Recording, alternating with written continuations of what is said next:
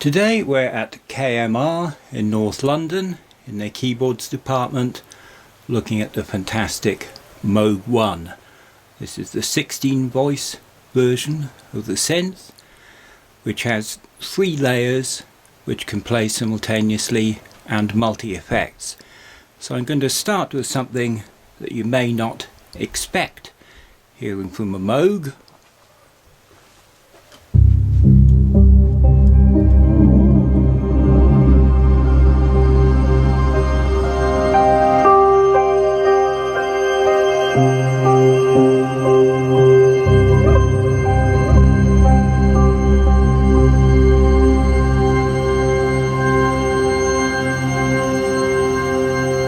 These sort of multi-layered workstation noises is something you'd expect more from a Korg or Roland synth, because you have a pad at the bottom and something tinkly going on over the top, and it all echoes away into the distance. Now lately Moog hasn't had a polyphonic synth to offer, and they've never done one with 3 layers of sounds and digital multi-effects built in. The effects on the Moog One are by Eventide, so they're fantastically high quality. So that takes it into a land which Moog hasn't inhabited before, but of course it excels at the big analog sounds. It has something in common with the memory Moog in that it's got 3 oscillators per voice, but of course you can have 8 or 16 voice polyphony according to which model you buy, and there's as many as 4 LFOs on each sound on the Moog One, so a lot going on. So we'll continue by just looking at some of the preset sounds.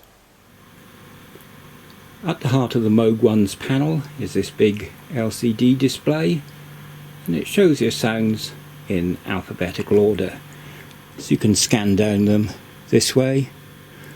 But you can also choose your sounds in categories: arpeggio, atmospheric, bass, cinematic, evolving, and so on. Let's look at one of the evolving sounds, evolution sweep.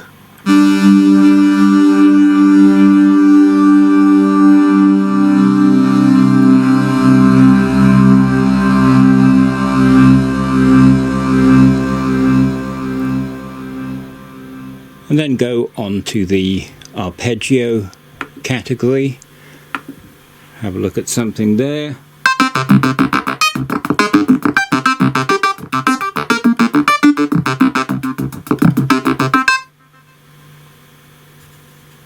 So that's the quick way to choose your sounds. That's just single mode. Of course you also have split mode and multi-mode.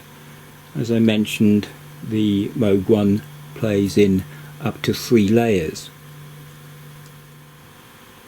Elsewhere on the same panel you choose whether Synth 1, Synth 2 or Synth 3 are switched on. So we put Synth 2 on and Synth 3 on, so they're all now playing, and you can choose a sound for each. The Moog One's panel has the usual layout, left to right, but often there's more than you'd expect. Starting on the left, you have no fewer than 4 LFOs with selectable waveforms and selectable destination. And when you touch a parameter such as destination, you see the details coming up on the center display. Next are the main audio oscillators: 32 foot, 16 foot, 8, 4, 2. 3 of them, as you'd expect, starting from Mini Moog days onwards, but again you have more choice than you'd expect. On the left of each oscillator you have a switchable triangle and saw wave, and on the right you have a square wave on which the pulse width varies. And then you can mix those two together, so if you look closely at this mini display you can see quite unusual wave shapes start to appear. And remember, you can do that on each of the 3 oscillators, so a wider tonal choice than on the older Moogs, or on most synthesizers indeed. If you hit compare and shift on the center panel, you get an initialized sound, and this is good for giving you a demo of waveform modulation.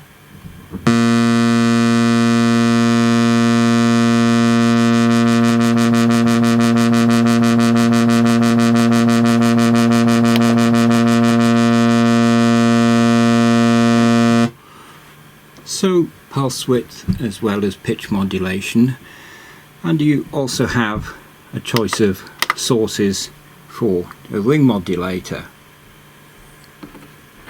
Here's the frequency modulation choices.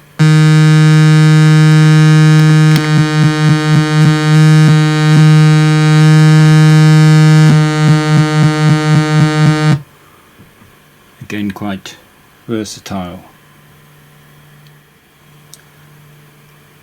As on the Mini Moog onwards, you have to switch on your oscillators and assign them to the filter. So here we go, turning the oscillators up.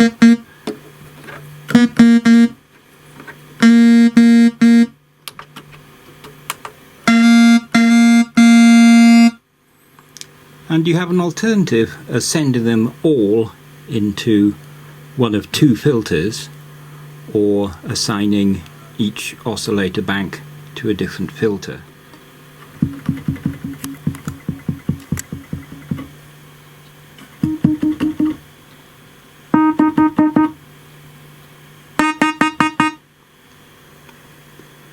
By the way, these little buttons in the top of each control section switch on the display and show you a lot more information about that particular module. So here we can see the cutoff of that filter graphically going up and down, and its resonance going up and down, and other parameters. The dual filters on the Moog One makes the tone of its sound highly versatile. The state variable filter can be switched from low pass to notch, band pass and high pass. Then you have a second filter which goes from 24 dB to 18, 12 or 6 and is high pass or low pass. Now both of those have variable resonance, and you can mix between the two, so the amount of tonal control is enormous. Of course, you have the usual filter cutoff modulation by the envelope or by LFO2.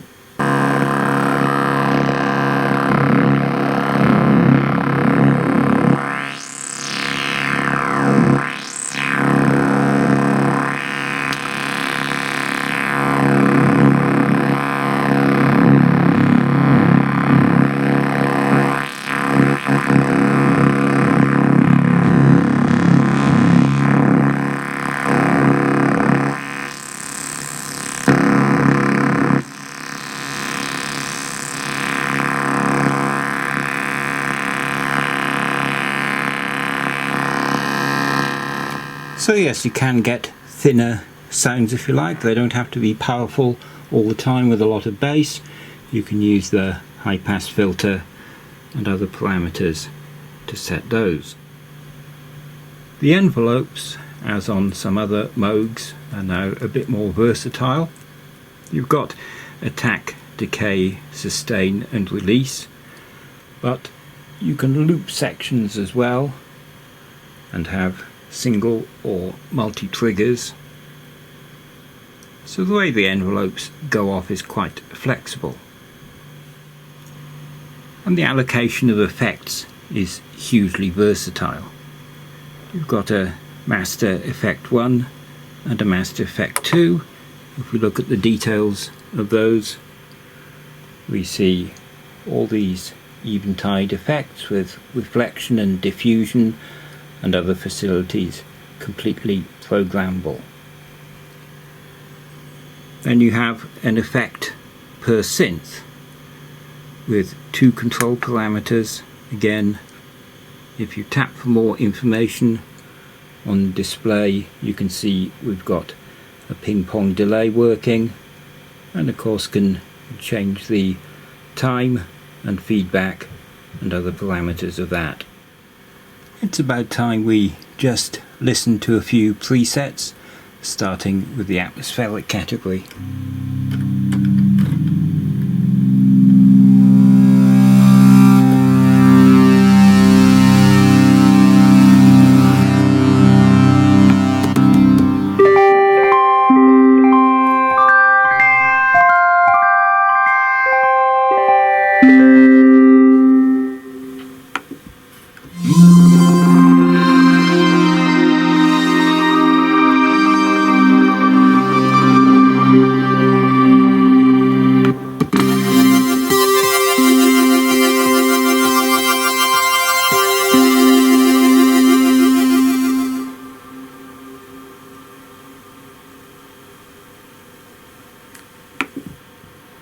Going on to the classic category, this one's called Analog.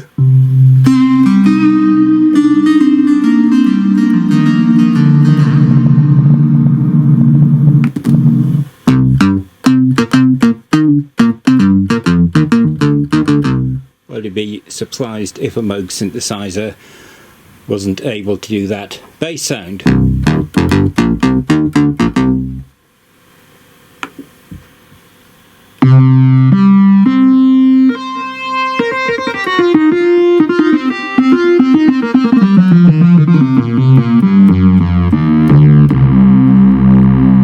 And that sort of Wakeman-esque lead sound.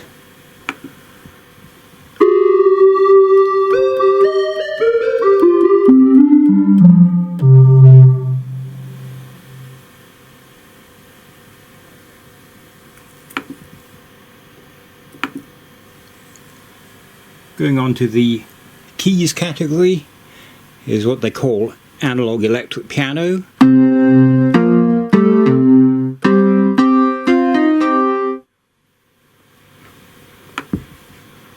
And a clav.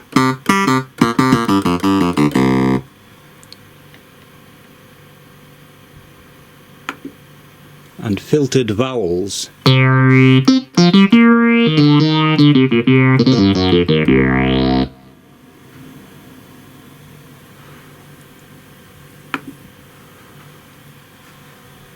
Looking at leads, which is going to be important. This is called Electric Wizard.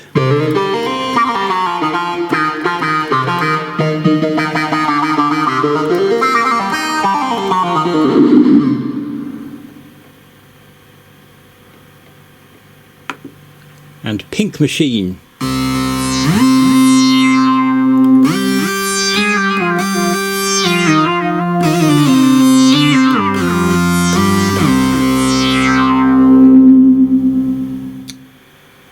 On pads we have a nice one here called Astral Dream Force.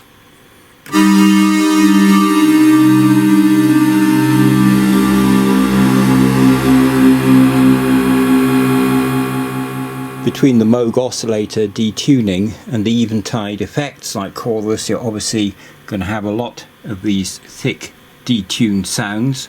Here's another one called Big Chorus Synth Pad.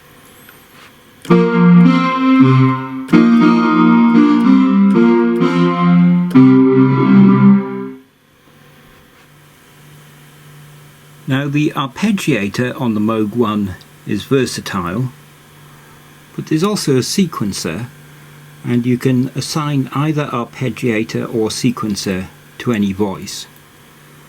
And you have a master clock, but each can play off a divided version of the output. So you can have multiple monophonic sequences playing all offset from one another. But here's a simple arpeggio.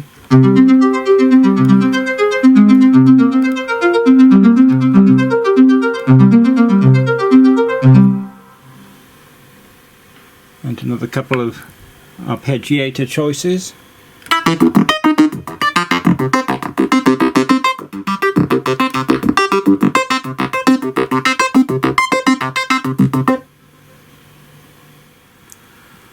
Moogs wouldn't be the same without all the usual performance controls, but here, as well as modulation and pitch bend,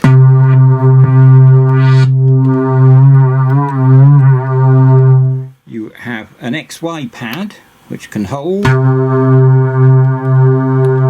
and a glide function which you can switch on and off.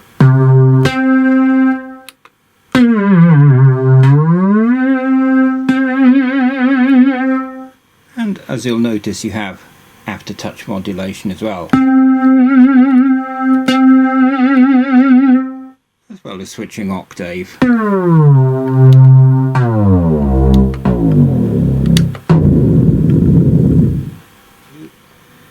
If the Moog sound isn't big enough for you, there are various ways to detune. You have a unison mode,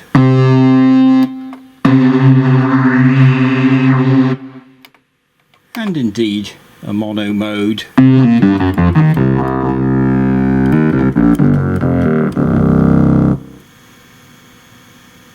The Moog One, of course, has this beautiful wood finish, the sophisticated back panel with a lot of connection options, including USB and MIDI, and this nice big chunky external power supply.